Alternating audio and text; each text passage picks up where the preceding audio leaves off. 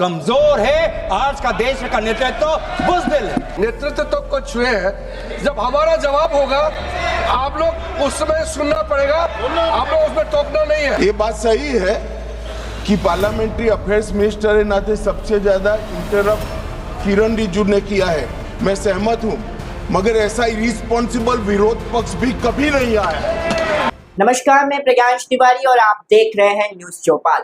क्या लोकतंत्र के मंदिर में विपक्ष की आवाज को म्यूट किया जा रहा है? क्या जब राहुल गांधी बोलना शुरू करते हैं तो सत्ता पक्ष के मंत्रियों को अचानक बहुत कुछ याद आने लगता है? संसद से एक ऐसी तस्वीर सामने आई है जिसने कई सवाल खड़े कर दिए हैं। गौरव गोगोई ने सदन के भीतर वो गिना दिया जो शायद ही किसी ने सोचा होगा। 20 बार टोका टोकी। जी हाँ, 20 बार टोका टोकी। सरकार इतनी बेचैन क्यों है? आज की स्पेशल रिपोर्ट में हम खोलेंगे संसद के हंगामे की वो परतें जो हेडलाइंस में दब गई है। एलओपी को उन्होंने नहीं बोलने दिया, नहीं दिया उस दिन एलओपी को नहीं बोलने दिया मोशन ऑफ थैंक्स में। सर वही उसी का मैं बात कर रहा हूँ, उस दिन भी उसी का मैं बात कर रहा हूँ। जब एलओपी ने कहा this wasn't the only truth highlighted by the LOP. Sir I am not, sir यही है सर, देश को देखना चाहिए।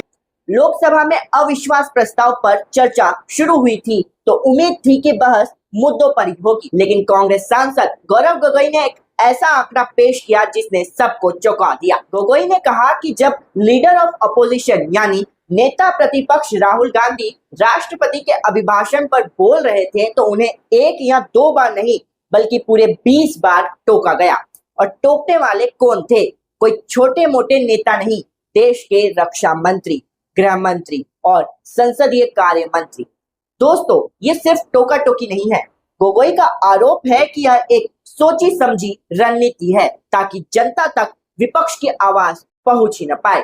उन्होंने यह तक कह दिया कि अगर भविष्य में संसद में सबसे ज्यादा व्यवधान डालने वालों पर रिसर्च होगी तो किरण रिजिजू का नाम सबसे ऊपर होगा। क्या आपको भी लगता है कि सदन की मर्यादा अब शोर शराबे में दबती जा रही है? कमेंट में अपनी राय जरूर दें। सर भविष्य में जब पार्लियामेंट्री रिकॉर्ड्स को देखते हुए जब रिसर्च होगा, ट्रांसक्रिप्ट्स देखे जाएंगे, तो ये भी एक रिसर्च होगा कि सबसे विपक्ष के बोलते हुए सबसे ज्यादा इंटरप्शन करने वाले पार्लियामेंट्री अफेयर्स मिनिस्टर किरण रिजिजू जी होंगे। बात सिर्फ टोका टोकी तक नहीं रुकी। गोगोई ने देश की सुरक्षा और पीएम मोदी के नेतृत्व पर भी सीधा हमला बोला। उन्होंने उस घटना का जिक्र किया जब सीमा पर खतरा था और प्रधानमंत्री ने सेना से कहा जो उचित लगे कर लो। गोगोई ने इसे कमजोर नेतृत्व का प्रतीक बताया। उनका तर्क है कि एक सशक्त नेता आदेश देता है, जिम्मेदारी लेता है, न कि फैसला दूसरों पर छोड़ देता है।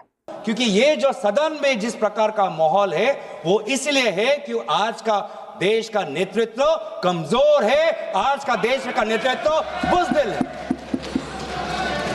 कमजोर और बुज़दिल आज का देश का नेतृत्व। ये एक बहुत बड़ा बयान है। एक तरफ सरकार इसे सेना को खुली छूट देने कहती है तो दूसरी तरफ विपक्ष इसे जिम्मेदारी से भागना कहती है। आपकी नजर में एक मजबूत लीडर कैसा होना चाहिए, जो कमांड दे या कहे कि आप देख लो? अब आते हैं उस मुद्दे पर जो आपके और हमारे किचन से जुड़ा है, आलू। गोगोई ने अमेरिका भारत ट्रेड डील पर गंभीर सवाल उठाए हैं। उन्होंने सीधे तौर पर आरोप लगाया है कि यह डील भारत के आलू किसानों के हितों को ताक पर रखकर की गई है। लेकिन क्यों? गोगोई का इशारा एक विशेष उद्योगपति के तरफ था। उनका कहना है कि सरकार ने चंद लोगों को फायदा पहुंचाने के लिए देश के करोड़ों किसानों का सौदा कर दिया है। सोचिए, अगर विदेशी आलू भारतीय बाजारों पर कब्जा कर लेंगे तो हमारे गांव का किसान कहां जाएगा? क्या यह आत्मनिर्भर भारत की हकीकत है या कुछ और? संसद की यह बहस सिर्फ बहस नहीं है, ये देश की दिशा तय करने वाली बातें हैं। क्या विपक्ष को बोलने देना चाहिए? क्या किसानों के मुद्दे पर सरकार को फिर से सोचने की जरूरत है?